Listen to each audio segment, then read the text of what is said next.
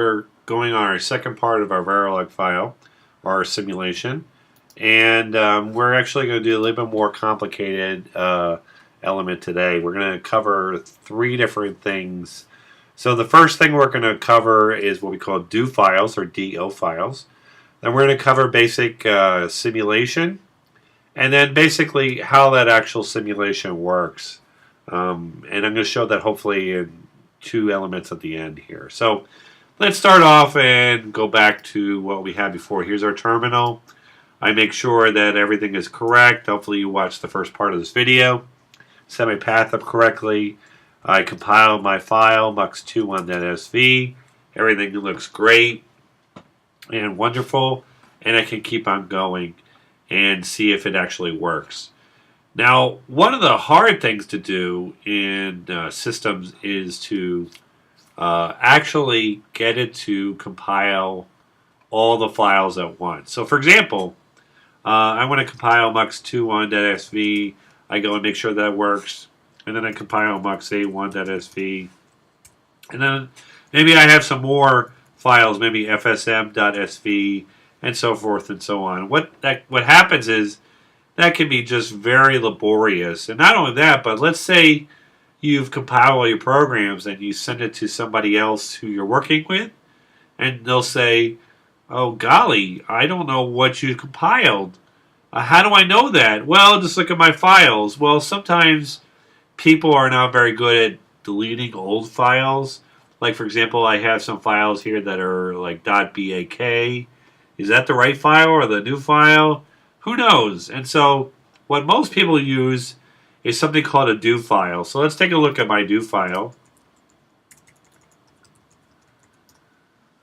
This is a do file that I have set up.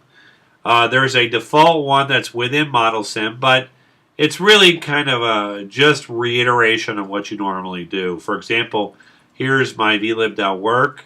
I actually have another line in here that helps me delete the old one if I need it. I actually will post this if you want to actually see it, so you can actually use it. And then here's all the values that I actually type for vlog, so that they're all there and I can actually type it. Now, the next part of the do file actually handles the simulation for me. If I don't do that, I have to do it manually. And so we're going to try it manually first. First, I'm going to compile all the files, make sure they compile. So I'm going to copy this line that's right here.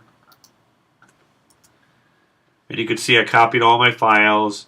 My top level name of my simulation is called testbench or TB. And now I'm going to simulate it. So the first thing I do is I type vsim and I hit enter. And it'll pull up ModelSim. And it'll get this screen. Now, if you don't like this box, you can just hit close or click on it here so you don't see it again. And then basically what you do is you do library. I'm sorry, you go over here and you hit simulate, start simulation, and it'll ask you what do you want to simulate. Well, I compiled everything in my work directory. What did I compile that I want to simulate? Let's see, TB, that's what I compiled. Remember? That's the top level directory that's right over here. And it's all the designs. And you can see that it handles all the different types here. You can actually compile something in VHDL, compile something in Verilog, compile something in System Verilog, and then have it all work together. Works really great. So I hit OK. I give a file here that's sort of interesting. Sort of shows everything here. But it's kind of cryptic. It's kind of hard to figure out where everything is, what you're actually doing. Well, what do I do next? Well, one of the things you could do is you could click the file here that you want to see, and you could say, I want to actually look at the waveform. So where's the waveform?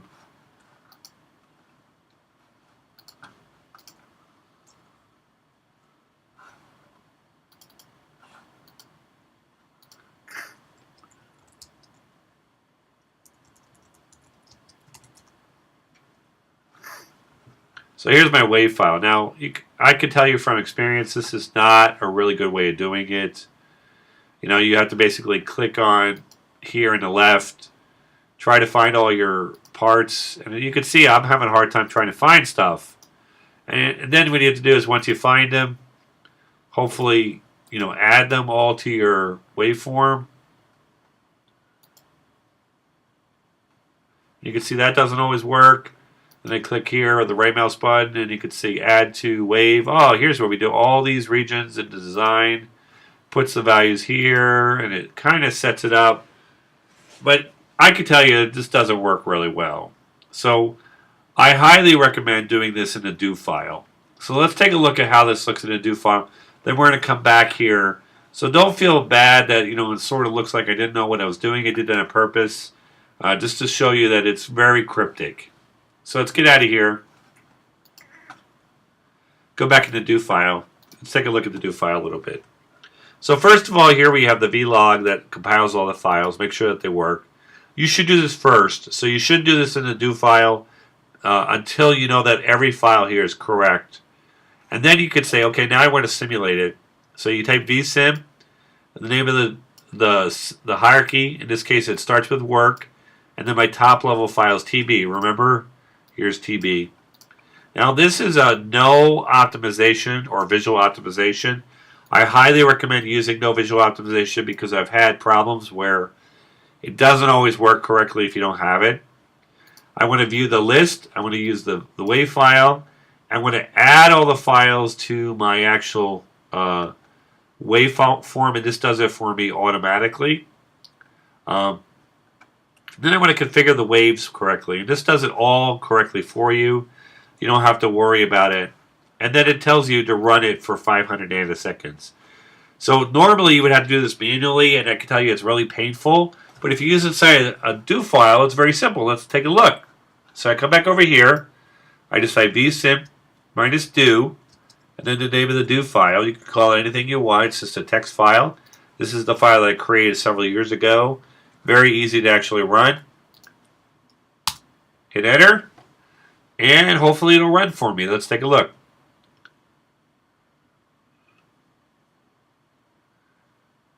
Okay, so you can see this does it a lot easier for me. It shows all the signals that are over here. It shows that it worked.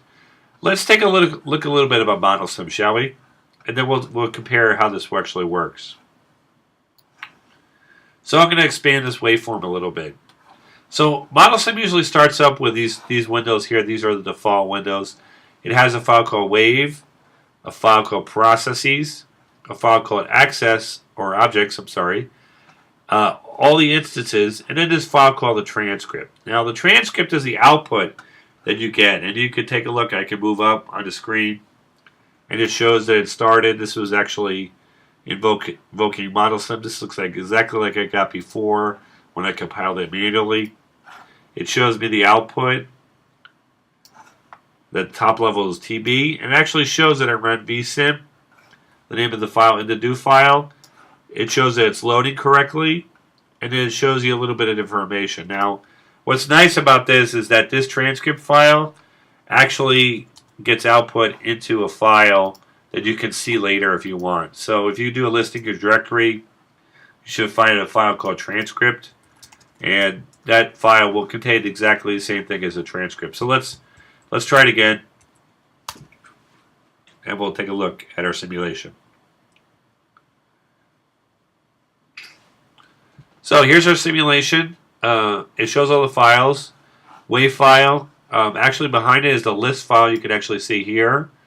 WAV file is very useful because it shows all the signals.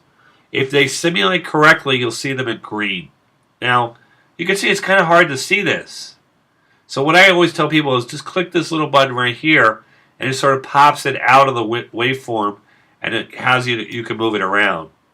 So I'm going to move it around here, and I'm going to show you two popular buttons on the actual ModelSim waveform window. The first one is the blue dot.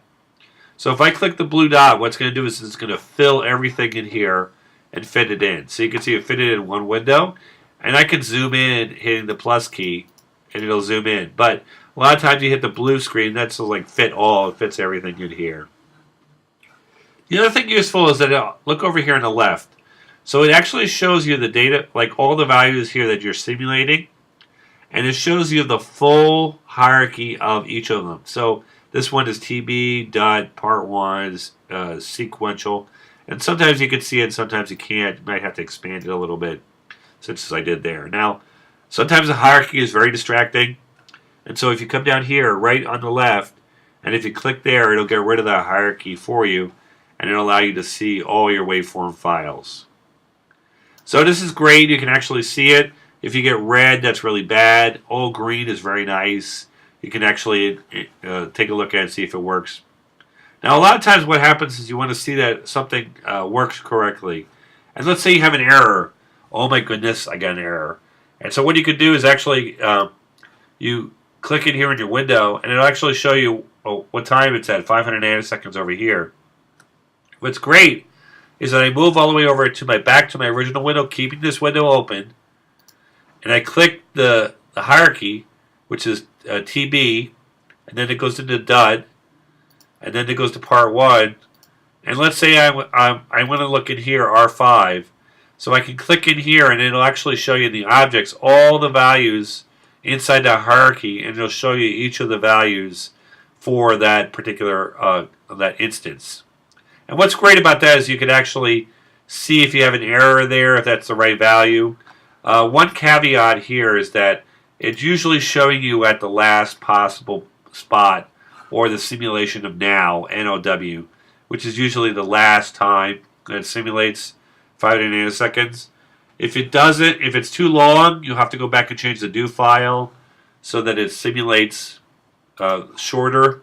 For example, I come back here, and I'll go to the bottom, and I'll change this to 250 nanoseconds, and then I'll just simulate it again.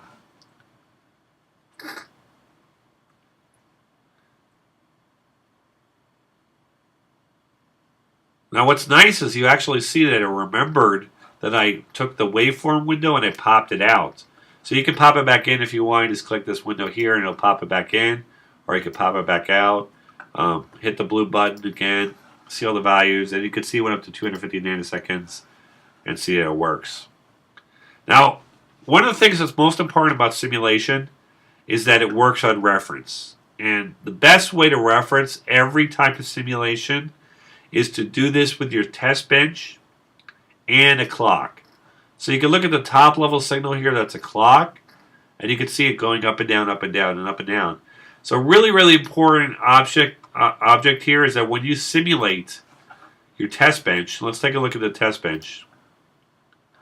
And that was tb.sv, is that you usually want to try to keep a clock inside of your test bench. So the test bench is usually set up with all the signals of your top level design. The instantiation of the design, which is typically designed under test.